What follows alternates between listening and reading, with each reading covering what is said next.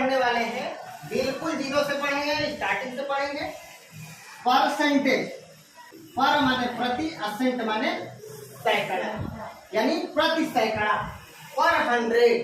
इसी तरह प्रतिशत, प्रति माने एक, असत माने 100, प्रतिशत का मतलब हो गया 100। पर 100 ये प्रतिशत का निशान होता है। प्रतिशत का मतलब देखिए, ये इसका मतलब 1 होता है, और ये दो जो बिंदु लगा हुआ है इसको जीरो मान सकते हैं।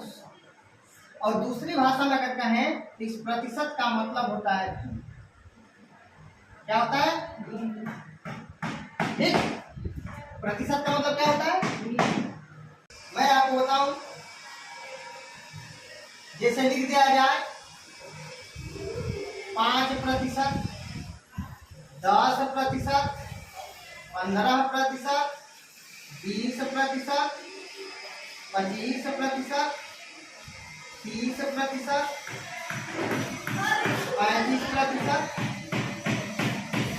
ठीक है, ये प्रतिशत।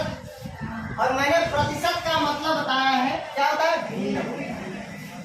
तो बाबू अब 5% का मतलब हो गया 100 में से 5, 100 हिस्सा में से 5 हिस्सा। दोस्तों 5% का मतलब होता है 5/100। अब इसको छोटा रूप करेंगे तो 5 एकम 5, 5 गुना के 10, 0 अर्थात 1/10%।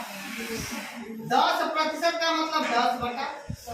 इसको छोटा रूप करेंगे, 0 से 0 कैंसिल हो जाएगा, 1/10।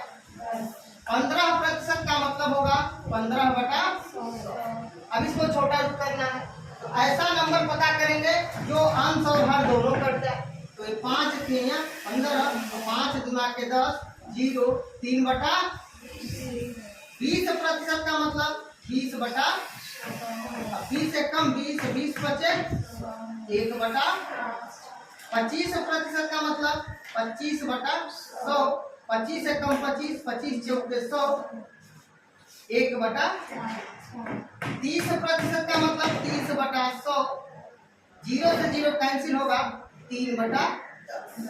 35% का मतलब 35/100, और 5 सत्ते 35, 5 गुना के 10, 0 अर्थात 60/30। अब बच्चों आगे देखते हैं। 35% के बाद लिखेंगे हम 40%। 40% का मतलब 40/100। अब देखिए 20 गुना के 20 बट्टे कितना हो जाएगा? 2/5। यही पेपर में आया था, तो 2/5 को प्रतिशत में बदलना। तो वो आगे बताएंगे, प्रतिशत भिन्न को प्रतिशत में बदलने के लिए 100 का गुणा करना, वो आगे बताएंगे। अभी इसको समझ लीजिए, 40% बराबर 40/100, 20 गुना 40, 20/। 45% बराबर 45/100, 5 9 45, 5 गुना के 10, 0 9/20। 50% का मतलब होता है 50/100, 50 से कम 50, 50 गुना के 100, 1/20। अब बच्चों 55%, 60%, 65%,